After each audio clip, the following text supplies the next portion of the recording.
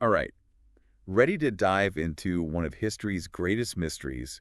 And I'm not talking about how they built the pyramids. Ooh, even better than the pyramids. Way better, we're talking about the Dead Sea Scrolls. You got me, those are pretty good. Picture this. A shepherd, probably bored out of his mind, Can't blame. tosses a rock into a cave, Like you do. and boom, he stumbles upon ancient scrolls that pretty much rewrite history as we know it. Talk about being in the right place at the right time. Right. And get this, these scrolls have the oldest known copies of the Hebrew Bible. Older than any we knew about before. Yeah, older than anything we had. It's like finding, I don't know, like the original manuscript of Like your favorite book. exactly, but like way more important. It's the foundation of, well, Western civilization. yeah, pretty much. But then there's the fact that the Dead Sea Scrolls, they also have all these stories and texts that aren't in the traditional Bible at all. Like a whole secret library of history that's been hidden for centuries. Exactly, a whole other side of the story. Okay, so let's break this down. We've got this teenage shepherd, Just hanging out. a bunch of secret caves and ancient scrolls that could change everything we thought we knew about history. So where do we even start? Well, the Dead Sea area, it's super dry and salty, which actually, it helped preserve those scrolls. For real? Oh yeah, for centuries. It's like nature was trying to keep those secrets safe. Until our boy the shepherd came along. Exactly. Talk about destiny. Right. And it wasn't just like a scroll or two tucked away. We're talking 11 caves. 11 Ks. Filled with, well, fragments, complete scrolls. Wow, that makes you think. What else is still out there? Buried under the sand, just waiting to be found. That's what's so cool about the Dead Sea Scrolls. They just make you wonder. They raise questions about who wrote them, why hide them. And what secrets they're holding. You got it. Okay, so we've got the, what, ancient scrolls with familiar stuff, and then a bunch of stuff we haven't even heard of. But what about the who? Who wrote these things? And why go through all that trouble to hide them? Right. Well, here's where it gets even better. Most people think a Jewish sect, the Essenes, they were the keepers of the scrolls. The Essenes. Okay. They were known for a strict lifestyle, communal living, and Kind of their own interpretation of Jewish law. exactly. They seem to be pretty serious about keeping their beliefs and history well safe. So wait, like a religious group, but with a passion for old manuscripts? You could say that. Okay. Which makes it even more interesting that they just vanished. Like poof, gone. And then, Christianity pops up. yeah. Coincidence? I don't think so. No, hold on. That's a theory that's been debated for decades, but it is true that they're not around anymore. The Essenes disappeared around the same time that early Christianity was, well, starting up. Okay, so maybe not a direct connection. But But there are some interesting similarities between what the Essenes were doing and early Christian teachings. all right, I'm hooked. Give me an example. Well, think about Jesus, his emphasis on humility, community, and challenging the religious establishment. So pretty much everything the Essenes were about, too. Right. Pretty interesting stuff. So are you saying these scrolls could rewrite the entire history of Christianity as we know it? Well, it's definitely a possibility, and that's just one of the reasons why the Dead Sea Scrolls are so fascinating. They really get people thinking. All right, I'm with you. We've got ancient scrolls, a mysterious Jewish sect, the origins of Christianity, and we're just getting started. There's a lot more to uncover. Welcome back to our Dead Sea Scrolls deep dive. Last time we talked about a missing Jewish sect, a potential rewrite of biblical history, and a treasure map that no one can figure out. And that was just the tip of the iceberg. Right. But there's even more to these scrolls than just historical intrigue. Okay, I'm all ears. What else have these scrolls got up their ancient sleeves? Well, remember those 11 caves where they found the scrolls? They Yeah. weren't just random hiding spots. It's almost like they were setting up, like a library. Organized for someone to find them? Exactly. It was intentional. Like they were trying to send a message. So what message? What were they All trying right. to say? That's the big question, isn't it? And that leads us to some of the more, well, we'll say unconventional texts that they found among the scrolls. The ones that might make you question everything you thought you knew about. Well, The Bible. yeah, the Bible. Ooh, I love it when things challenge the status quo. What kind of unconventional texts are we talking about here? Well, the Bible we have today is basically a collection of texts that people carefully selected over centuries. Oh, yeah. They decided what made the cut. Exactly, the canon. But the Dead Sea Scrolls, they give us a peek into a time before they decided on that canon, like a time when different interpretations of Scripture were floating around. So we're basically seeing how the Bible was made. Yeah. behind-the-scenes stuff. In a way, yeah. And some of the texts they found, they didn't make it into the official version. They call these texts Oh, I know this one. apocryphal. Yeah, apocryphal. Sounds kind of mysterious. Right. It means they're considered outside the accepted biblical canon. So give me an example. What kind of stories were too spicy for the official Bible? One of the most interesting is the Book of Enoch. Okay, the Book of Enoch. I've heard of that. It tells the story of Enoch, a righteous man who's taken up to heaven and shown visions of the future.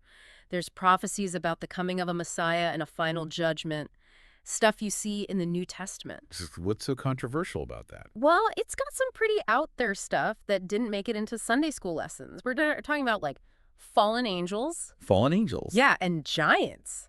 A whole lot of drama. Giants. Sounds like someone was getting creative with their scriptures. Well, maybe. But really, the Book of Enoch gives a different view of cosmology, like the universe, and angelology, like the study of angels, a view that's different from what they ended up putting in the official Bible. So like a whole different religious universe. Exactly, and the Book of Enoch isn't alone. There are other texts in the Dead Sea Scrolls that have these same themes. Like cosmic battles and, well, divine intervention. You got it. It's like you're peeking behind the curtain of religious history. You get to see how those beliefs evolved over time, you know?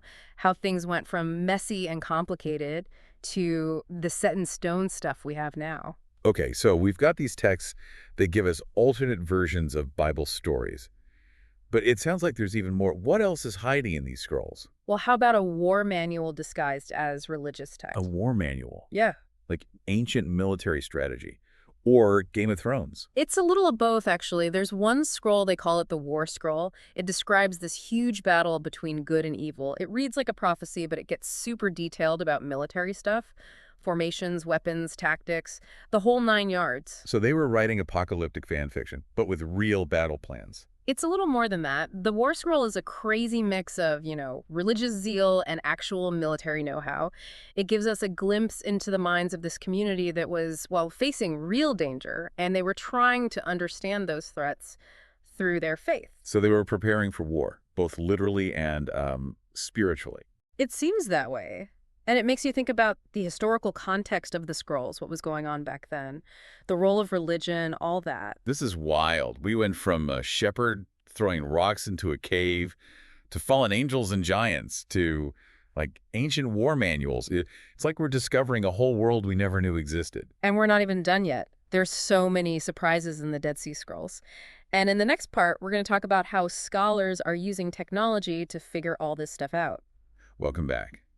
So we've uncovered a lost Jewish sect, a possible rewrite of biblical history, a treasure map, fallen angels, giants, and even a war manual hidden in these scrolls. It's pretty amazing. I'm starting to think these scrolls are like, I don't know, like the ultimate choose-your-own-adventure for history. Yeah, they really give you a look into a world that's familiar but also completely different at the same time, challenging what we think we know about the past and, raising more questions than answers, probably. Speaking of questions, how are scholars even making sense of all this? Thousands of fragments, different languages, ancient dialects. It's like trying to put together a puzzle. When half the pieces are missing and the picture on the box, it's in a language you can't even read. It's definitely a challenge, a huge one.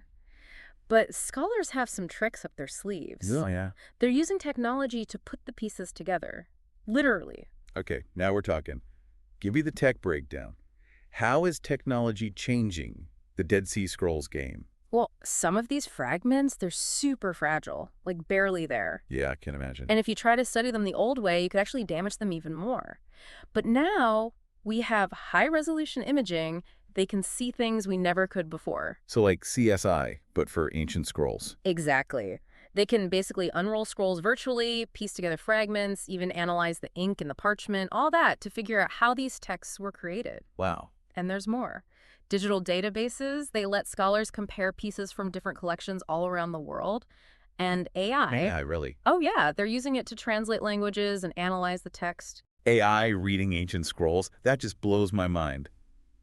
Who knows what secrets we'll unlock as technology gets even better? It's pretty exciting. With each new discovery, each new piece of tech, our understanding of these texts, it just gets more and more complex, more interesting. So after all this, after everything we've learned, what's the takeaway for everyone listening? Why should we care about these ancient scrolls? What do they have to teach us about ourselves? about our own time. Well, I think the Dead Sea Scrolls remind us that history, it's not set in stone. It's constantly changing. Like always being rewritten. Exactly. As new evidence comes up, as we learn more, we have to question what we thought we knew. We have to embrace the fact that we don't have all the answers. And, the scrolls, they show us the power of stories, how they shape our understanding of the world, our place in it. And they remind us that even in the most unexpected places, like a cave by the Dead Sea, there are these incredible treasures just waiting to be found.